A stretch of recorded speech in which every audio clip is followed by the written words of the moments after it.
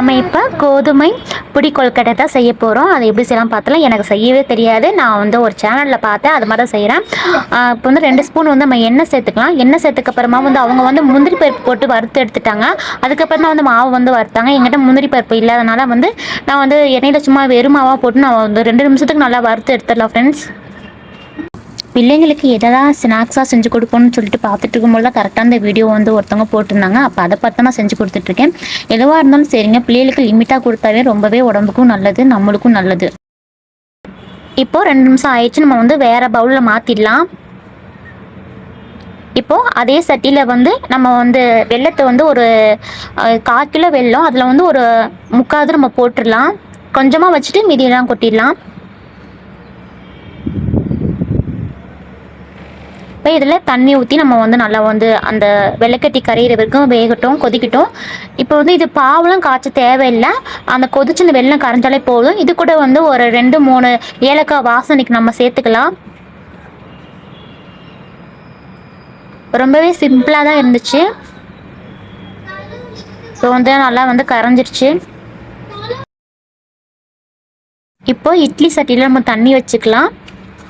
அதுக்குள்ளேயும் போயிட்டு நம்ம அந்த வெல்லம் தண்ணி காய்ச்சணும் பார்த்தீங்களா, அதை வந்து நம்ம அந்த மாவில் வந்து சேர்த்துக்கலாம். அதுக்கு முன்னாடி வந்து எள்ளு கொஞ்சோண்டு நான் வந்து சேர்த்துக்கிறேன். நீங்கள் இருந்தால் சேர்த்துக்கங்க, இல்லைன்னா வேணாம். நம்ம வந்து பச்சரிசி மாவில் கொழுக்கட்டை செய்யும்போது எள்ளு சேர்த்துப்போம், அதனால் நான் வந்து அதை சேர்த்துக்கிட்டேன். இப்போ துருவின தேங்காய் நான் சேர்த்துக்கிறேன். தேங்காய் 1/2 மூடி தேங்காயில் அதில் பாதி தான் நான் வந்து துருவி போட்டிருக்கேன். ஏன்னா ஈவினிங் டைம் வேறையா, அதனால் வந்து சரி நைட்னா பிள்ளைகளுக்கு சேராமல் போயிடுச்சு என்ன பண்ணுறேன்ட்டு நான் சேர்த்துக்கிட்டேன். பாருங்கள், கொஞ்சமாக நான் உப்பு ஒரு டேஸ்ட்டுக்கு லைட்டாக தான் சேர்த்துருக்கேன், பார்த்துக்கோங்க. இப்போ நம்ம வெள்ளை தண்ணி வந்து கொஞ்சம் கொஞ்சமாக ஊற்றி நம்ம வந்து கலந்து விட்டுக்கலாம். இப்போ நம்ம வந்து சப்பாத்தி இந்த இதுக்கெலாம் நம்ம மாவு பேசியும்ல, அதே மெத்தடு தான். என்னன்னா அதில் கையில் பிசு பிசுன்னு விட்டுது. நம்ம அதில் வந்து எண்ணெய் ஊற்றி தானே இது பண்ணுவோம். நீங்கள் எண்ணெய் இல்லைன்னா நெய் இருந்தால் கூட நீங்கள் வந்து அப்படி பிணையும் பொழுது நீங்கள் நெய் இல்லைன்னா எண்ணெய் ஒரு ஸ்பூன் சேர்த்துக்கோங்க. பின்ன கொஞ்சம் வந்து நம்ம வந்து வெல்லம் தண்ணி நம்ம சேர்த்துக்கலாம். கொஞ்சம் தான் இருக்குன்னு சொல்லிட்டு நான் எல்லா தண்ணியுமே ஊற்றிட்டேன். அது ரொம்ப கையை அந்த மாவு பிடி வந்து வரமாட்டேங்குது, கொழுக்கட்டை வந்து வரல, ரொம்ப வந்து பிசு பிசுன்னு ஒட்டுச்சு. அதனால நான் எண்ணெயை வந்து கையில் வச்சுட்டு அதுக்கப்புறமா நான் பிடிச்சோம். சூப்பராக வந்துச்சு. என்னன்னு பார்த்தீங்கன்னா இது ரொம்ப அதிகமாக போயிடுச்சு. அதனால நான் இன்னும் கொஞ்சம் மாவு நான் சேர்த்துக்கிட்டேன். ஆனால் அதிகமாகவே இனிப்பு இருந்துச்சு. அந்த மாவு கொஞ்சம் சேர்த்துக்கப்புறமா அப்படி கரெக்டாகவே எனக்கு கரெக்டாக வந்துடுச்சு.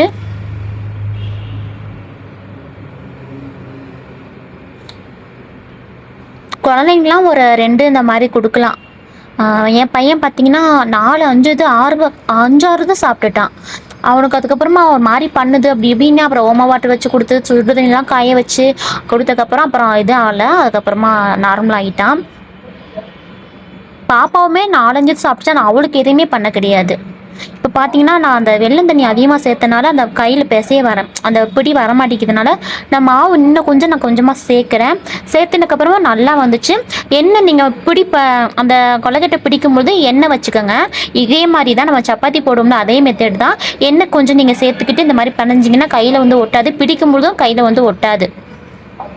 இந்த மாதிரி எண்ணெய் வச்சுட்டு நீங்கள் கொழுக்கட்டை வந்து பிடிக்க ஆரம்பிச்சிடலாம்.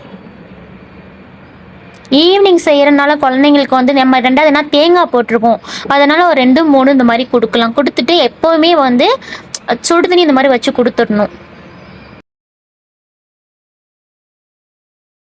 என்ன மாதிரி எத்தனை பேர் இருக்கீங்கன்னு தெரியல. நானும் சும்மா இருக்காமல் ஏதாச்சும் சேனலில் பிள்ளைகளுக்கு ஏதாவது செஞ்சு கொடுக்கணும்னு சொல்லிட்டு யூடியூப்பில், இன்ஸ்டாகிராம் ஏதாச்சும் ஒன்று பார்க்குறேன்.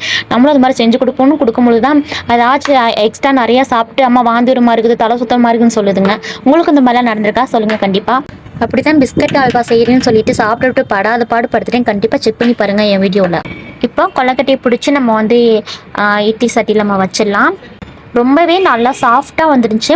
இதுக்கப்புறமா வந்து 4, 5, 6 இது வந்து மீதி பட்டுருச்சு. அது காலையில் பார்த்தீங்கன்னா சரி எடுத்து கீழே போட்டுரும் தான் பார்த்தேன். ஒன்று சரி சாப்பிட்டு பார்க்கலான்னு சாப்பிட்டு பார்த்தேன். ரொம்பவே அப்படியே அதே சாஃப்டாக இருந்துச்சு, காஞ்செல்லாம் போகலை. அதுக்கப்புறமா மதியமும் ஒன்று இருந்துச்சு, அதையும் நான் சாப்பிடும்பொழுது ரொம்பவே நல்லா தான் இருந்துச்சு, காஞ்சு போகலை, நல்லா சாஃப்டாக இருந்துச்சு. மதியம் வரைக்குமே நல்லா தான் இருந்துச்சு. ஆனால் நான் பிள்ளைகளுக்கு கொடுக்கல, நானாக சாப்பிட்டுட்டேன். நல்லாவே இருந்துச்சு ரொம்ப. கண்டிப்பாக ட்ரை பண்ணி பாருங்கள். குழந்தைங்களுக்குலாம் இருந்தால் சும்மா ஒரு ஆசைக்கு தான் எதா இருந்தாலும் அதிகமாக வந்து கொடுக்கக்கூடாது. அது வந்து இதாக தான் போகும். ஒரு 4 இல்லைன்னா ஒரு 3 அவ்வளோதான். 3க்கு மேலாம் வந்து நைட் நேரம் வேறையா, அதனால் கண்டிப்பாக 2 இல்லை 3 அது மாதிரி கொடுத்துட்டு சுடு தண்ணி இந்த மாதிரி வச்சு கொடுத்துருங்க. சூப்பராகவே இந்த கொழுக்கட்டை வந்திருக்கு. நல்லாவே நான் வந்து இனிப்பு கம்மியாக தான் இருந்துச்சு, நல்லா தான் இருந்துச்சு. ஆனால் ரொம்பவும் கம்மியாகவும் இல்லை, ரொம்பவும் கூடனா நல்லா கரெக்டான டயத்துக்கு எனக்கு வந்து வந்துடுச்சு. நான் இன்னும் கொஞ்சம் எக்ஸ்ட்ரா மாவு போட்டு பிணையாம இருந்தால் கூட இனிப்பு எக்கச்சக்கமாக இருந்திருக்கும். ஆனால் 2 சாப்பிடும்போதே திகட்டி இருக்கும். ஓகே ஃப்ரெண்ட்ஸ், இந்த வீடியோ பிடிச்சா லைக் பண்ணிவிட்டு நம்ம சேனல் மறக்காமல் சப்ஸ்கிரைப் பண்ணி வச்சுக்கோங்க. இந்த மாதிரி ஸ்நாக்ஸ் எல்லாம் போடும்போது அதை சாப்பிட்டதுக்கப்புறம் என்னென்ன எனக்கு ஆச்சு அது எல்லாமே நான் வந்து வீடியோவாக போட்டிருப்பேன். அப்படி தான் பிஸ்கட் அல்வாலாம் கூட போட்டிருக்கேன். செக் பண்ணி கண்டிப்பாக பார்த்துட்டு சொல்லுங்கள்.